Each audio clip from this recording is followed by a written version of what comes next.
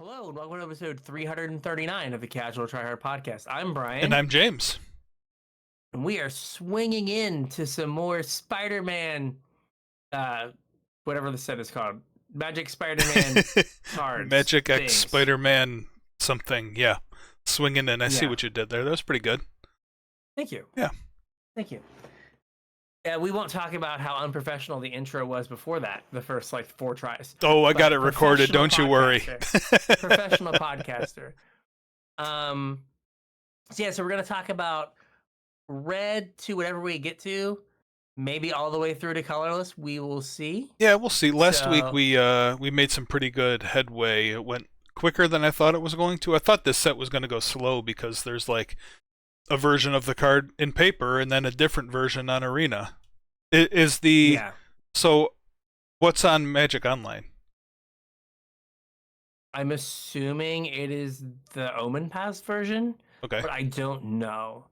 I've not seen any Magic Online content to know. I don't either. I guess I need to see if Magic Rainbows, aka Magic Ace, he's still a Magic Online holdout. Yeah. So maybe. Well, maybe he will. Thraben U is also, right? Yeah. But I don't know any cards that are making it to Legacy. Yeah, I have no idea. But if you have cards you want us to talk about, things you want us to talk about, we're not sure what we're going to be doing next week.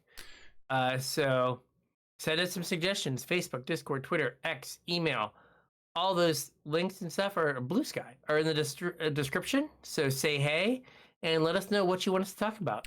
Yeah, you're playing single dad for a few days next week, and yeah, I don't know if I'm going to have a ton of time this weekend to hop on Arena to check the new cards out, so I don't know if tomorrow or next week's show is yet to be determined.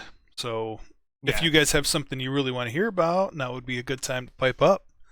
Like Brian said, links are all in the description, no matter where you're listening or watching us from. If you want to support the show, you can do so via our Patreon, patreon.com/CasualTryHardMTG. Chip a couple bucks in over there. You'll get access to roughly an hour of content out of us, additional content out of us every week in the form of our unshow. We're old. We struggle with technology sometimes. Sometimes we break it. Sometimes it breaks itself. So every time before an episode, we need to make sure all our stuff is working.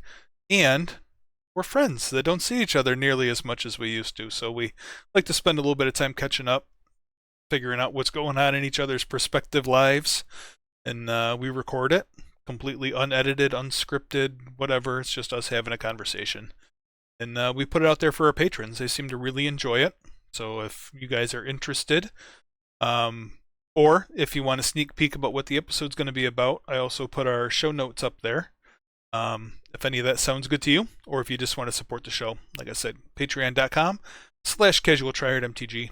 Chip a couple bucks in, help us out, support the show, get access to some more content. That's what you really crave, right? More content? More content. That's the currency of the world. Content. That's right, content. More and more content. Yep. Okay, so we have some red cards to talk about. So we're going to do the same thing we did last week. We're going to have the Spider-Man paper version. Yep. And then we're going to read the name of the digital version. Slapdash digital version. Yep. And then we're going to talk about the card. Yep. So first up, we have Electro Assaulting Battery. 1 red for a legendary creature human villain. It's a 2/3. And then what is our Omen Paths? Bayo! Bayo! Irritable Instructor. Yeah. All right, so... whoever Bayo is. Yeah. We were talking about how at the game store that we are just... it just seems like they kind of mailed in the, Omen Paths cards. 100%. We also kind of brought up that... someone was like, the set is really in the correct version of the multiverse, the set's doing really well. I was like, yeah, maybe in every other multiverse they got a 270 card set. Yeah. This is just Like, ours that we got gypped. yeah, it was just ours. Like, and people are just loving it. Like, oh Yeah. wow, look at all these cool mechanics. But anyway, so Electro has flying, and you don't lose unspent red mana as steps and phases end. Mhm. And whenever you cast an instant or sorcery spell, you add red. And then when Electro leaves the battlefield, you may pay X. When you do, it deals X damage to target player. That's pretty cool. So It's an interesting card. it's like a what is Burgie? Mhm. Burgie's like any spell, Yeah. right? Or It's any red also spell. it's was it Burgie and Urabrask are both like right in that whatever Mhm. realm that, and there's that the one that makes a treasure too, right? One that makes it treasure. Yeah, it's like a 4-drop. It gets +1/+0 Oh. for each artifact you control, and Yeah, it's the uncommon. It's in my cube. It's the uncommon storm something or other. It's like a 2/2, and it makes a treasure, and then you get it has Magecraft make a treasure. Yeah. And then it gets +1/+0 whenever you sacrifice a treasure. Like Burgie has been like pretty close. Mhm. And this is also like kind of like with Burgie, it's kind of almost like an Electromancer. Yeah. Right? Because like you're not getting the mana off on the front end, but you're getting it like back. Right. So it's kind of a reduced by 1. And we've seen with some other decks recently, when you get to like 8 of an effect, Mm-hmm. right, then you get a lot more consistency. Yeah. So now you have like 4 Burgies that you can put in your deck and 4 Electro Assaulting Batteries. Yep. And what this does that Burgie doesn't do Is it doubles a fling? Doesn't double a fling, does it? Oh no, I guess it 'Cause it doesn't. would Yeah, still do yeah, 2. yeah, yeah. But it gives you a win con. Yeah. Right, it gives you a way to win the game. Yep. With all the mana that you've generated. And you can also like, on their end step, maybe play a card draw spell or something and like build up some mana Mhm. into your turn. Oh And yeah, because that's of- cool. I hadn't Right, thought so about you that. could be like, what is that like? There's like an instant speed divination Yeah. quick study. And then there's also like, any of the anticipates like sculpture hand, get a few mana, go into your turn. Yeah. With like 2 or 3 extra mana. Yep. But like that last line, where if it leaves the battlefield, you may pay X. It makes it so a lot of times these cards that like let you keep mana through steps and phases, Mhm. when they go away, all your mana goes away the next step or phase. Yeah, this gives you something This to do gives with you it. a way to not waste it. Yeah. Right. So like you've built up a bunch of mana, and then they kill it. Well, you still get to hit them for 4 or 5. Yeah, normally this effect is just on the mana that it generates though, right? On cards like this? Oftentimes, yeah. But this is just red mana in general, so you could just like tap out, add a Mhm. bunch of mana, untap, and still have it. Yeah. Or like what's his name? Like Vivi, and just have Vivi make red. Yeah. And then it just stays Mhm. to your next turn. The other Like- thing that this card does that is probably getting overlooked a little bit is red doesn't get cheap flyers. Yeah, no, a 2/3 flyer, like I didn't notice it had flying until we saw Bayo. Red usually only gets dragons that fly. Mm-hmm. So this is like a weird, like, cause like a 3-mana 2/3 flyer is like it's like right around rate. Yeah, it's rate. Probably right at rate. Yeah, so like it's like a reasonable body, but I think that you could get to a point where you have like the problem in like Pioneer is right, you have this plus Burgie, but like there's not a ton of stuff there's not a ton of spell support, right? There's not like red spells you want to be like casting. Yeah. Like maybe like some of the like bad like 1 mana cantrips that like all your creatures get trample, all your creatures get first strike. Target creature things. can't block, whatever. Yeah, but like they're not great. And like if you go to modern, I feel like the storm deck is already figured out. Mm-hmm. So like it's kind of hard to know where this fits. Like it feels like you're a few like dumb like the red draw spells that like don't target. Like what there's like 2 of them. Yeah. But like those feel like okay, like you could kind of get rolling. But I guess we have all of the like heroes hangout from this set. Mm-hmm. Or like the impulse draw stuff, like that's maybe where you want to go instead. But like with 8 of this effect, it feels like maybe there's a deck where you just like you always have one of them on turn 3, and you're just like, well, I'm gonna tap out and figure out some way to kill you with. Well, I mean, we also have mana dorks now too in red. Which we're gonna talk about one, but yeah, like on turn 2 you get this, and then it's just like, all right, like. I'm going to get enough mana to Banefire you next turn. Yep. So I'm going to see. I hope you're ready for that. I'm going to see enough cards to find it, and then I'm going to Banefire you. Yep. And if you kill my guy, I will probably still have enough money to Banefire you, or a mana enough to money. Banefire you. Enough money. That's right. Yeah. I spent a lot on this card. Yep. It's a cool card though. Wait, what's next? Interesting. Yeah. Next up, we have Gwen Stacy. This is another weird one that we're going to show like 4 cards for. Gwen Stacy is 1 in a red for a 2/1 legendary human performer hero. And the digital version is Nia Skysail Storyteller. This is a, what do they call it? It's not a modal. It's a double-faced. Is it modal? Or transforming modal double-faced. It is modal because you can cast the front or the back. Yeah. Transforming modal double-faced, I think is what it is. I think that was it.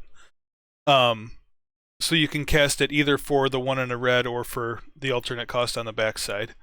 When Gwen Stacy enters, exile the top card of your library. You may play that card for as long as you control this creature. So you get an extra card out of it. And then 2 and Jeskai transforms this. And that's also the cost to cast the backside. And the backside is Ghost Spider. 2 and a Jeskai for a 4/4 legendary spider human hero. And the digital version is Nia Fabled Sky Climber. It has Flying Vigilance and Haste. And whenever you play a land from exile or cast a spell from exile, put a +1/+1 counter on the card. On this card. And you can remove 2 counters from Ghost Spider to exile the top card of your library, and you may play that card this turn. It's a mouthful. There's a lot. Like, so the front side, I feel like all of these cards like kind of matter if if the front side's good. So like we talked about, I think Norman Osborn. Yeah. Where like 1/1 like Merfolk Looter. Lord Looter Encore is like been a fine card at points in Magic's history. Yep. So like the front side of Gwen Stacy is a card that has seen play before. So Abbot of Carol Keep, like the ETB ability. Right. I know Abbot had like prowess. So like that is fine. I don't know if our like current red decks like support this kind of card. Well, no, like current red decks are kind of built differently than what a red deck is traditionally built like. But I agree with you. Like this card would fit, I think, more into like a traditional red deck than what we currently have. And like I think this card could be good in like a traditional red deck. Yeah, and like, semi-pro tip. Right, this card really is a turn 3 play. Yeah. Because you want to play it, and the thing you have 20 lands in your deck, you are pretty likely to like maybe 1 in 3, 1 in 2 to flip a land. Yeah.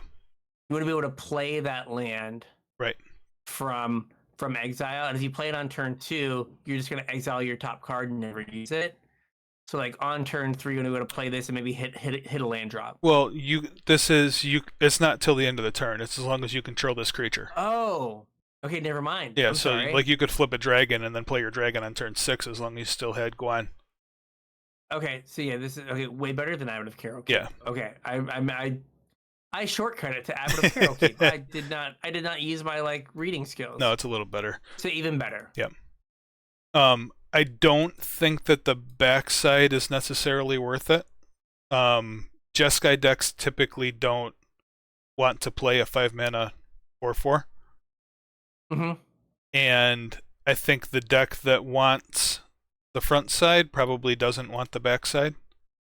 No, I think that the backside is almost like exclusively commander, like kind of like we said for Norman.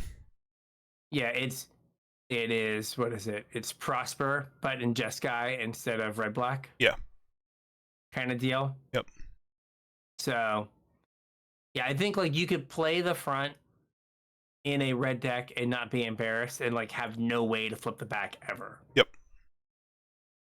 But also like mana's pretty good right now, so like I mean maybe you might be able to just do it for free. Yeah, like Starting Town goes a long way to fix a deck's mana problems. Yes. So. All right. Let's see. So many cards. What's up next here? We have Hobgoblin, Mantled Mangler. No, sorry, Mantled Marauder. It is 1 on the red for a legendary creature. Goblin Human Villain. It is a 1/2. What is the fake version or faker version? Cam and Ferric, the Havoc duo. Sure. I think it's funny that there's a lot of these cards that like are a goblin human. Mm-hmm. And typically when you had goblin human or like weird like creature type combinations like this, yeah, they were like 2 people. Right. Like human frog with Stalia and Gitrog. Right. So they have to like take the one creature and they the one character, they have to make it 2. Yeah. To make the like typing make sense. So that is funny. I hadn't noticed that. There's a couple times where it comes up where like, you know, spider hero and they're like sure, it's a spider and a person. Spider. Yeah, it's like So this has flying and haste for and whenever you discard a card, Cam and Ferric, or I guess Hobgoblin gets +2/+0 until end of turn. Mm-hmm. So this is temporary. It is. Where we've seen the Mako and the blue guy. The Mako and the blue guy get counters. Yeah. But this is 2 power as opposed to 1. Yep. And it's hasty. Right, so it can kind of come out of nowhere. Yeah, we kind of had this card, right? Wasn't there like a 2-mana Bloodthirst something or other from, I don't even know what set, Bloodthirst Marauder or Blood something Marauder? I mean, there was the 1-mana 1/2 with, or 1/1 with Menace and got +1/+0 whenever you discarded a card. Oh, maybe that's the one I was thinking of. But it actually still shows up in some of the Hollow One decks. Well, that's kind of what I was thinking here. This was one that I added. I don't know if it belongs in Hollow One or in like Cycle Storm or like the cycling deck that we had. But it doesn't take too many cards discarded to deal some serious damage here. Yeah, I mean, if you have something like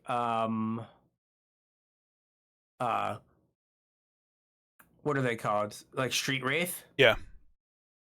I could see this as like another thing in Hollow One, or right, like you like you said, you like play this and then get in for 1 on turn 2, and you're just like, well, if you don't deal with this, it's going to hit you for 7 next turn. Yeah, I'm going to get like a new hand. Yeah. So you better kill it. So yeah, it could definitely be like a must kill thing. Yeah. It is really fragile though. Sure. And it's also awkward that it's a legend, right? Because Yeah. could you imagine like turn 2 this, turn 3 this cycle, Yeah. and you're getting in for 6, and then like you're threatening lethal on turn 4, Yeah, that's pretty gross. right? Like it'd be make the card like much more functional. Like this is definitely a like, hey, this does not work. Yeah. Like being a legend is like actively a downside for this card. Well, like, yes, but like in those decks that we're talking about, though, this is like copies 9 and 10 of this effect. Mm-hmm. Like you're gonna play the Mako.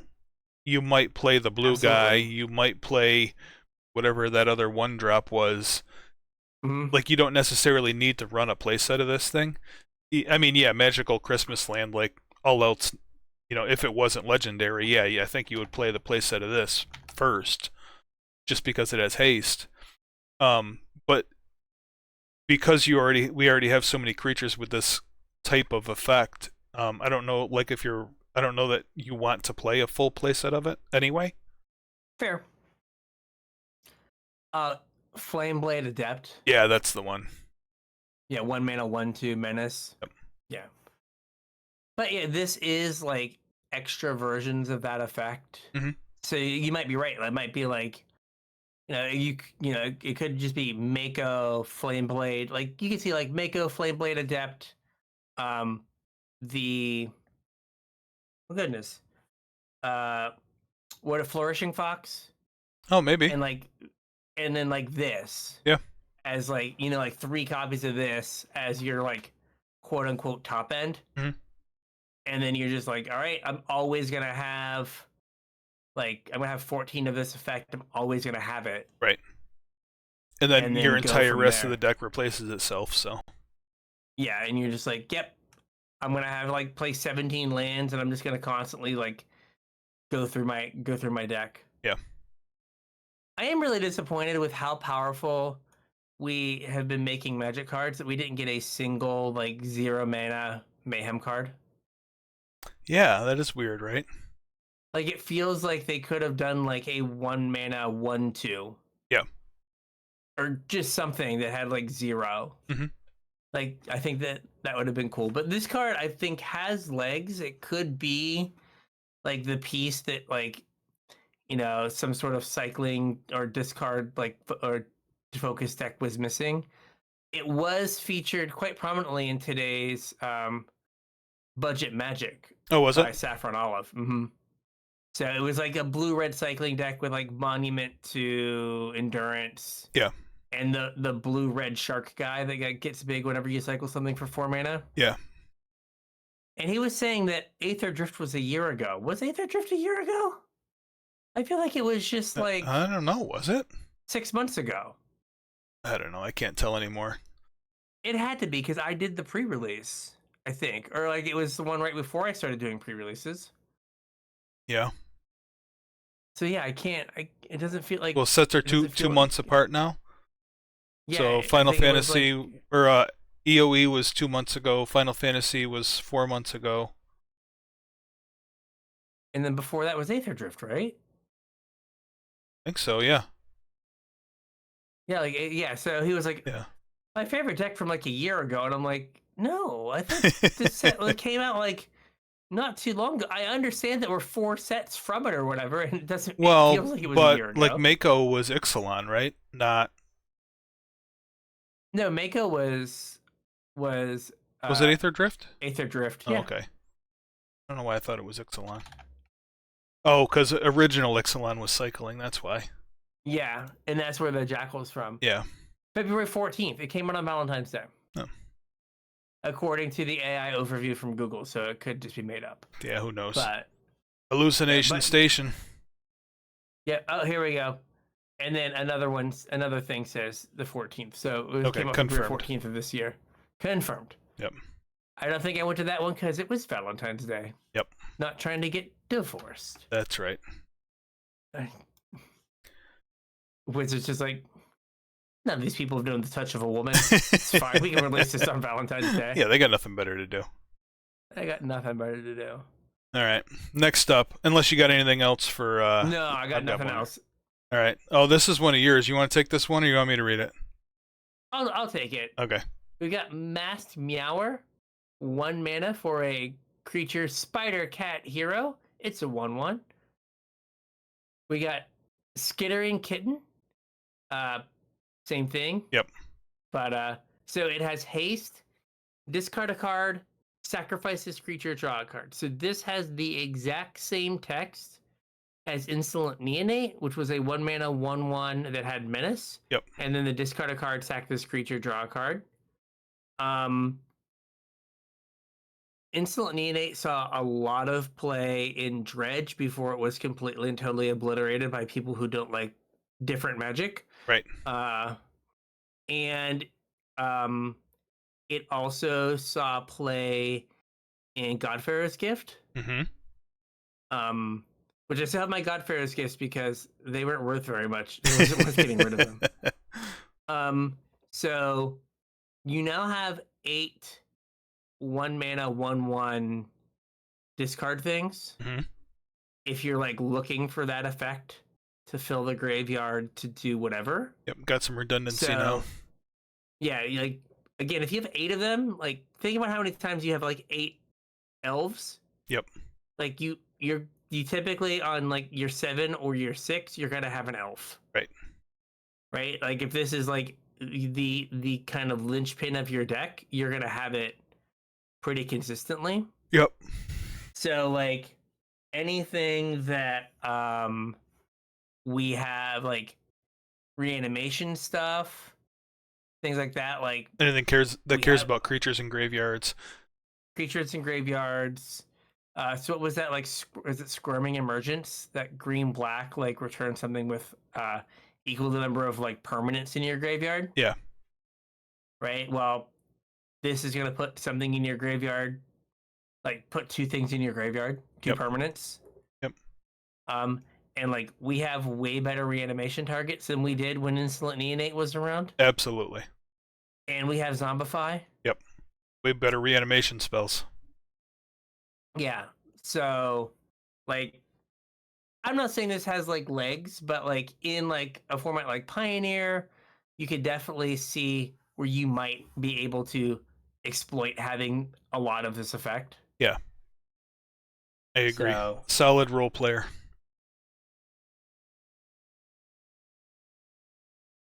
But and it's got haste, like it's gonna get in that 1 damage, like it's gonna Raging Goblin them and then be able to like do the thing. Yeah, I mean, I was always an advocate for Bomat Courier, and like my argument was like when it was legal in Standard, if you had it on turn 1, it was basically a lightning bolt because they weren't blocking it for 3 turns with the state that Standard was in, and then you got to refill your hand afterwards. And yeah. I mean, I know Magic's a lot different now than it was back then, but yes. All right, what do we have next? Next up, we have Maximum Carnage. It's a saga, 4 and a red, and the digital version is Lava Brink repels the Magma Loth. Sure. Maximum Carnage definitely flows off the tongue better. It does. The other one sounds like they put Maximum Carnage into a Wu-Tang Clan name generator. Could very well be. Maybe that's how they came up with all these names. Maybe. So the first chapter is until your next turn. Each creature attacks each combat if able, and attacks a player other than you if able. So basically, only does anything in Commander. Does it do anything in Commander? No, it basically only does something in Commander, right? Although I guess it does force all your opponent's creatures to attack. Yeah. Oh, and your creatures. Yeah, until your next turn, each creature attacks each combat if able, and attacks a player other than you if able. Yeah. So like you could play it like post combat as a way to make your opponent's creatures have to attack you. Yeah.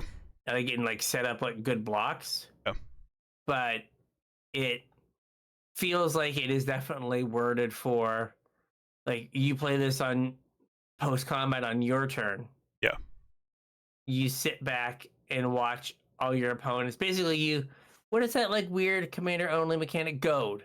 Yeah. Basically, you've goaded all of your opponent's creatures. Mm-hmm. You sit back, watch the carnage. Right. Ching. And then you don't have like, and then you kind of like pick up the pieces later on. Mm-hmm. It is kind of awkward if your opponents aren't able to be attacked, though, because then they all have to attack you. Yes. So, like, if somebody Teferi's protection or something?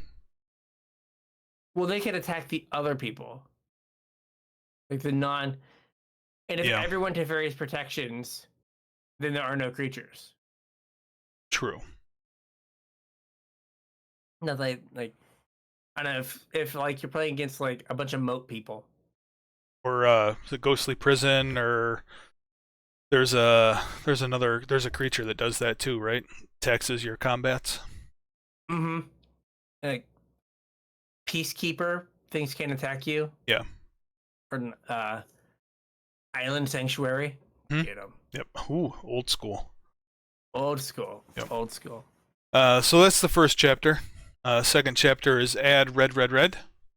And third chapter is this saga deals 5 damage to each opponent. So I guess the thought is to like make your opponents attack each other and then finish them off with the third chapter. Yeah.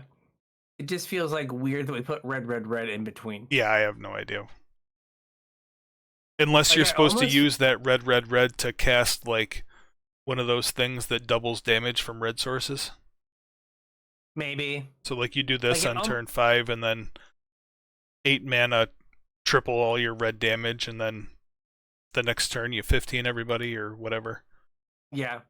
I always feel like it would have been better if like the first and second chapter were the same. Yeah, me too. It was just like attack everyone. Okay, attack everyone again. Yeah. All right, now because then like you couldn't get around your creatures like not attacking. Yeah. Right? Like you could just like your creatures would have to attack. Mm-hmm. Like then it would actually be like maximum like craziness. Well, you'd be attacking into no blocks though, because all your opponent's creatures would have attacked. Yeah, so like so actually that kind of makes this card weird then, because whoever is sitting to your right has to attack, and then the other 2 players are just going to attack them because they got no blocks. Yeah. Maybe that kills them. Yeah. I don't know. Yeah. I don't play Commander. Whatever. Someone asked if I played. Whenever anyone asks me if I play Commander, I'm like, I have reluctantly built one deck. Yeah. That is my response. Reluctantly. I've reluctantly built one deck that is worth like a small car. Yeah. All right. Next up is one I put on the list. Mm-hmm. Romantic Rendezvous. It is 1 in a red for a sorcery. I'm really hoping that it's the same card in Fake Digital Land. It is. Yay! What am I looking at? Like that guy is so small with such a big beard. Yeah, it's like a shirtless dwarf and like a giant or something. Like I don't know. Yeah, strange.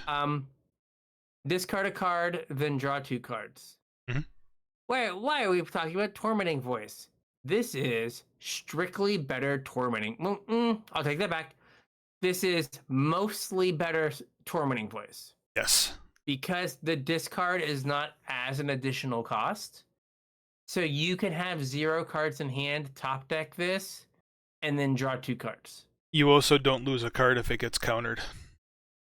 Yeah, so the reason I stopped myself from strictly better is I definitely have played Dredge or other graveyard decks where just jam Tormenting Voice into open mana because I just wanted the discard that was part of the additional cost.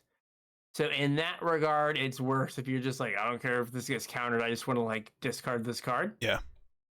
I want to get 2 for 1 because my deck doesn't care. Right. But I think in most other cases outside of that, this is a better Tormenting Voice. I agree. It is like a way to like when you top deck it, it's just 2 mana draw two. Like that's great. That's fantastic, especially in red. Yeah, someone I forget what pro it was. Was it Ellenbogen? He was like, well, like it removes the mental load of having to hold on to a land, and I'm like, fine, but like little things like that are what separated like good players from like average players and like great players from good players. Yeah. Was like, hey, I have a tormenting voice in my deck. I need to plan. I haven't seen it yet, but I'm going to play the game as if it like might be my like top card. Yep. And I'm going to like make decisions to maximize that card. Yep. And then this kind of like loses that. It's like better to just get empty-handed because if you draw it, Right. then it's better. Mm-hmm. So it's a very different like it plays different, but it also is I think less skill testing. Mm-hmm. Yep, I am with you. Next up, we have Spider Punk. This was a card we mentioned earlier. 1 in a red for a 2/1 legendary spider human hero. And the backside is Kraza the Swarm as 1. Whoever Kraza is. Sure. It has Riot, so it enters either with your choice of a +1/+1 counter or haste. Other spiders you control have Riot. Spells and abilities can't be countered, and damage can't be prevented. It's missing the last line there for the Holy Trinity. Can't be blocked by creatures power 2 or less. Players can't gain life. Oh yes. Yeah. Fair. I think this is a solid 2-drop. Yeah, I mean it is a 3/2 or a 2/1 haster. Yep. And like the other spiders to control have Riot might not matter. But it might. It could. Gwen is a spider, and the cat is a spider. When was the last time you heard that sentence? The cat is a spider. And the cat is a spider. There we go. I compared this talking to someone. It's an old card, but remember Vexing Fisher? Yep. Like this is so Vexing Fisher was like red green hybrid. And maybe someone said it had an activated ability of like the next spell you cast can't be countered. Yeah, I think so. It was a way for you to force through something in some deck I used to play. Burn. Oh. It was in the burn sideboard. Yeah. Yeah, so it basically added 1 mana to all of your spells to make them so they couldn't be countered. Yeah. And it was target spell can't be countered, so you could cast it, and if they countered it, you could pay the red to target your spell. The fact that this just does it from the like for free, right, on like a 3/2, and like gets rid of like the 1-ring protection, which is I think where it's probably most going to be like relevant. Sure. But like I think if you just have 2/1 with Riot, spells and abilities can't be countered. That's fine. Yep. Like you can't play this in like a blue-red deck. No. Just because like because you want to counter stuff. Yeah. Because it's not just your stuff, it's everything. Everything. But like it is a way to force things through. However, and just, like, be aggressive. You could plausibly play this alongside, maybe not straight up counter spells, but like mana leaks or something, and chalice check your opponent every turn. You could. Also, in my sealed pool, I had a Mindbreak Trap, which exiles all the spells from the stack. Yep. Same with Summary Dismissal. Yep. Reprieve doesn't counter a spell; it just returns it to its opponent's hand. Yeah. So I guess you could like this and like unsubstantiate things. Yep. Like just to be like, I'm not countering it; I'm just returning it to your hand. Yes, I know it's semantics, and yes, I know you hate me. It is fine. But I think just as like a 2-mana 3/2 in red. Well, I actually think that could play nicely with Gwen. Mhm. Like the deck that's gonna want this is probably gonna want Gwen. Yeah, because Gwen can be your card advantage. Yeah. But like this into Gwen, and then she's a 2/1 haster that like got you a card. Yeah. Yeah, like I could see that. Mm-hmm. It's solid. I mean, I don't think it's gonna break the game or anything, but I think it's a solid card. If you compare the arts, I feel like Kraza is kind of in a very similar pose to Yeah, a little right, bit. a little bit, yeah. Yeah, it's kind of funny. Got it. It's so weird. It is This whole super like weird. we want to say 2 card names. Well, like look All at right. Kraza's armor. Like it looks like Spider-Man. How close can we get to Spider-Man Without getting getting sued? by Marvel? Yeah. Let's find out. Yeah. All right, what do we got next here? We got Wisecrack. We got 2 in a red for an instant. And we've got sick Wisecrack. Also Wisecrack. Excellent. Target creature deals damage equal to its power to itself. If that creature is attacking, Wisecrack deals 2 damage to that creature's controller. Like, it's best case murder. Mm-hmm. Like, red doesn't usually get murder. Like, I definitely played this card and liked it in my pre-release. Yeah. It's one too many manas for constructed, though. It is. It is. Like, murder is not good in black. Right. I mean, could you convince me that if you are a like a mono red deck or some sort of like red green deck, that your removal is like damage based, that you could put this in your deck to kill a big thing that you could not otherwise kill? Well, maybe though, because if it has one more point of toughness than power, then it doesn't kill the thing. This is true. I think it might like, oh gosh, like Murktide Regent. That's always symmetrical. Yeah. Right. Like if you're like a red deck, Atraxa. Now, granted, they gain 7, but like you were never beating the Atraxa. Right. Ever. It does kill a Shieldred because Shieldred has Death Touch. Yep. I did that to someone. I was like, do this.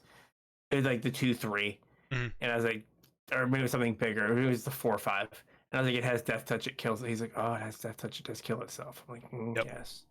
yes. So those are like, so like I could maybe see like if there is a format where there is a particularly popular like square statted creature that red doesn't have a good way to deal with, this could be like a thing you could bring in. Like we've not mentioned the trinket text of Wisecrack deals 2 damage if the creature's attacking. Well, because I don't think that matters unless the first part's relevant. No, 100%. I mean, the second, I'm not going to say the second part doesn't matter because that's why people play Skullcrack. But if the first part doesn't matter, then the second part certainly doesn't matter. And if you're in a deck, oh god. Well, I was just going to say I don't super know that the front side or the front part matters. I don't think you're ever going to main deck this card. Like at the best, it's going to be out of your sideboard for a specific threat that you need an answer to in your red deck, and you aren't splashing a different color for a better answer. Yeah, like I was gonna say, like you said that people play Skullcrack for the second half, but they only play Skullcrack for the second half when the first half matters. Right.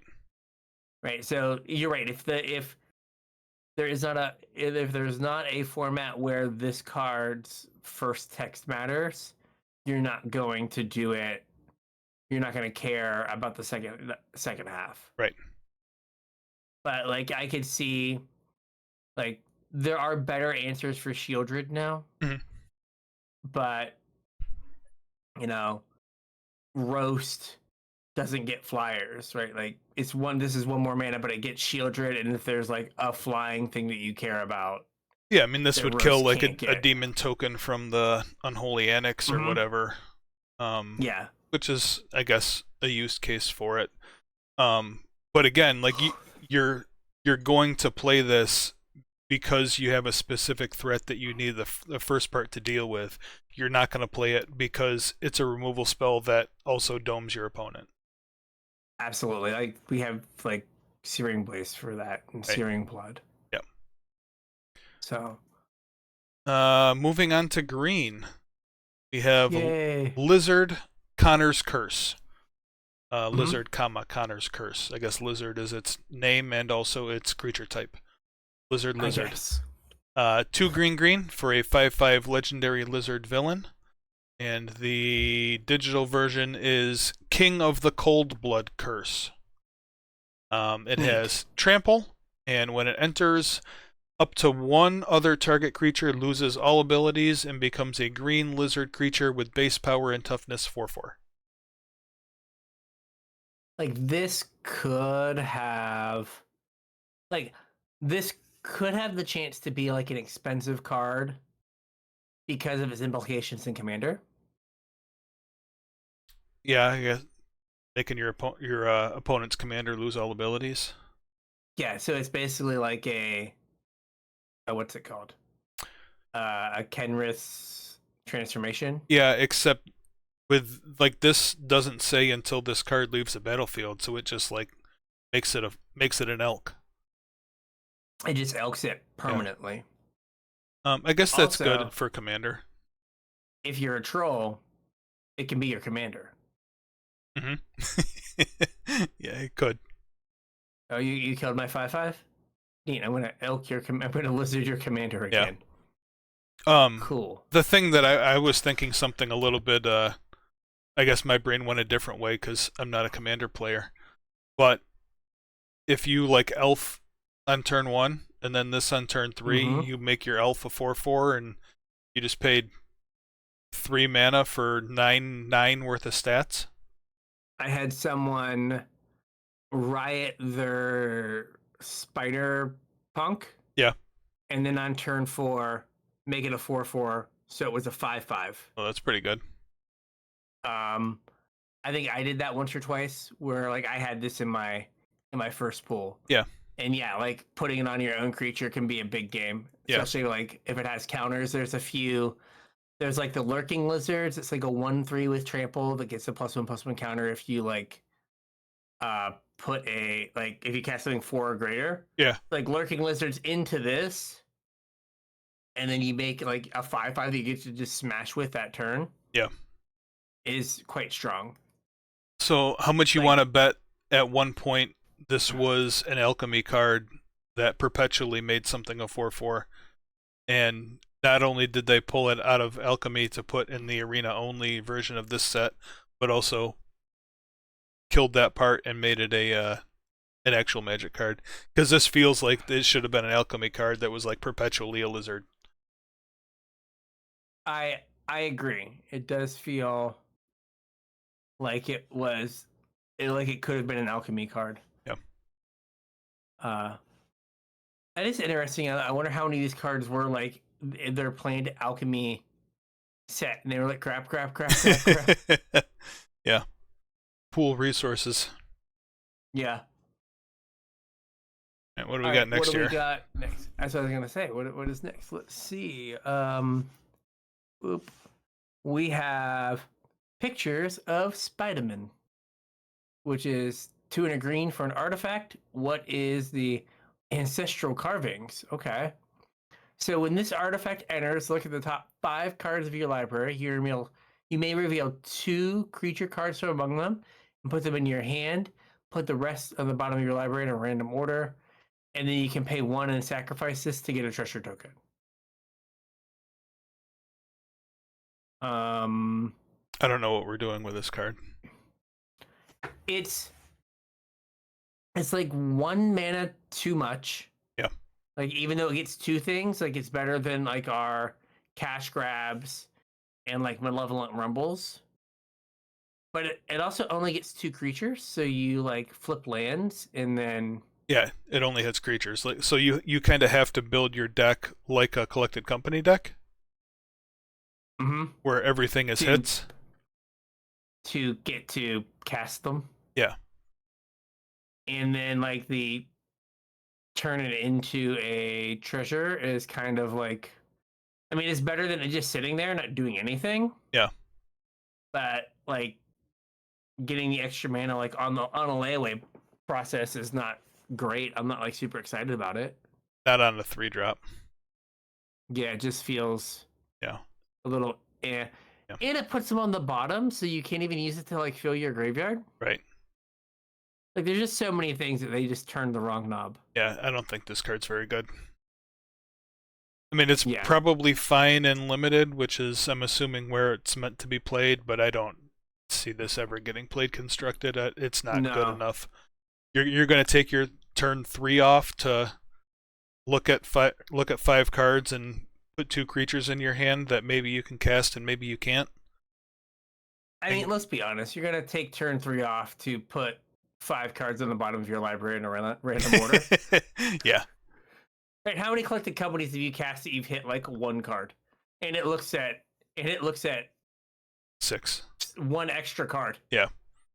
And you're just like, well, that was a waste. Yeah. And you purposely Good built game. your entire deck to do that thing. Yeah. Yeah. Good game. Yeah. Right. Moving on. Like you cast it and you just like insta scoop. You're like, all right, we're not gonna talk about what just happened here. Yeah. Nope, not a fan of this card. Yes. Next up, we have Strength of Will. 1 and a green for an instant. And surprise, surprise, it's also called Strength of Will in digital. Wow. Until end of turn, target creature you control gains indestructible, and whenever this creature is dealt damage, put that many +1/+1 counters on it. Solid. I had someone play this against me. They made an enormous creature, and then the next turn I had to kill it. It was fine. I mean, I think the card's like reasonable. It does have the like problem of its 2 mana. Right. Like the it's first competing part against of Snakeskin this- Veil. Yeah. Snakeskin Veil and Tameo Safekeeping, which is Yeah. somehow like a $5 common. Yeah. Or uncommon or whatever. Yeah, so it's like it's just too expensive. Yep. And like usually these type of effects you're really in for the first part. Yeah. They get hexproof and indestructible. And like, okay, cool, I will totally take the second part. Mhm. But usually you're playing this because you're just trying to like Protect your thing. get past a removal spell or like protect from a wrath, not I'm gonna make my thing huge. Yeah. But I think if they make it 1 mana, then it's just way too good. Oh, I agree. the At best 1 in mana, slot. this is absolutely best in slot. Which I guess is okay for a rare, though, because all of those other cards are commons or uncommons. Yeah. Yeah, like you could make it a rare and just say, hey, It is a this rare. is the best of this. Yeah, it is, but Yeah. like making it a rare and saying this is the best version Yeah. of this card we're ever going to print. Yeah. But, you know, maybe it perpetually got +1/+1. So it was Maybe. 2 mana. Yeah, maybe. Last green card, we have Web of Life and Destiny. It is 6 green for an enchantment. The digital version is called Through the Omen Path. That little Jace we got down there? Maybe. Kind of Spider looks like Jace. it. Spider Jace. It has Convoke, so your creatures can help you cast the spell by tapping them as you're casting it. And at the beginning of combat on your turn, look at the top 5 cards of your library. You may put a creature card from among them onto the battlefield. Put the rest on the bottom of your library in a random order. Yeah. It seems, again, this is another one that feels like Commander. Yeah. Just because it is like to do this and then have it not work is just like awful. Like not hit anything. Well, it's kind of like counter. The 2 halves of the card fight against each other, I think. In a deck that's built to convoke a big spell, you want a lot of little creatures. But the second half of this card does not want to hit little creatures. It wants to hit Emrakul or Ulamog or Atraxa or Yeah, it was hit big breaks. Niv or something huge that's going to change the game immediately. And that's kind of like against the way you're going to get this on the battlefield quick. So I don't know how much this card actually does. Like even in Commander, I don't know how much this card actually does. Yeah, I'm not sure because you're right. It doesn't make sense that the Convoke basically is almost trinket text because the deck that's going to play it wants to pay all 8 mana. Yeah. So it could put a 10-drop into play. Right. And then another 10-drop, not just, ooh, here's my other Llanowar elf. Yeah. I did it. So yeah, it just doesn't feel good. It feels like you said, the design is fighting itself. Yeah. All right. We're about an hour in. We have multicolor and colorless. Want to call it here for next week? Yeah, you want to do that? Yeah, we can say these for next week. Okay. Yeah, sounds good. All right, so with that, we got a show. We'll finish up the rest of the stuff next week. Yep. Hopefully, maybe if like Mr. Dad makes it through, or Mr. Mom makes it through the weekend. Yeah. You'll do great, buddy. Send a pizza. Yeah. But if you have anything else you want us to talk about, any cards you want us to bring up that we haven't brought up already, or anything in the multicolor or colorless stuff that you want us to talk about, please hit us up. Facebook, Discord, Twitter, X, Blue Sky, email. All those links are in the description. Say hey and let us know what you want us to talk about. Absolutely. We love hearing from you. If you want to support the show, you can do so via our Patreon, patreon.com/CasualTryHardMTG. Once you're there, chip a couple bucks in, you'll get access to our unshow, roughly another hour of content out of us every week, completely unscripted, unedited, just a conversation between two buddies that we pipe out there for our patrons.